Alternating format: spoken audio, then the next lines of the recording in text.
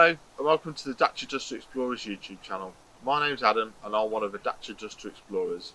In these videos you'll see myself and other explorers driving green lanes, commonly known as the hobby of green laning.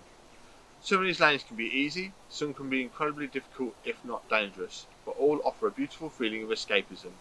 If you have any doubt about the green lane you're driving, get out and walk the lane first, making a mental note of places to turn around a period and thinking about strategies to overcome difficult sections, because reversing after a failed attempt to get along the lane can be incredibly difficult and very risky.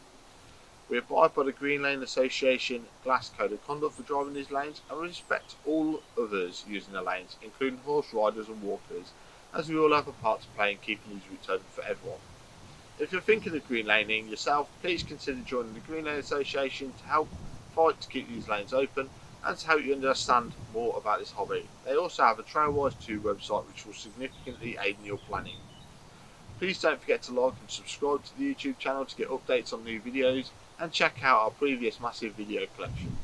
For more information head to the website www.daciadusterexplorers.co.uk, and finally, thanks for watching, stay safe and enjoy your trips.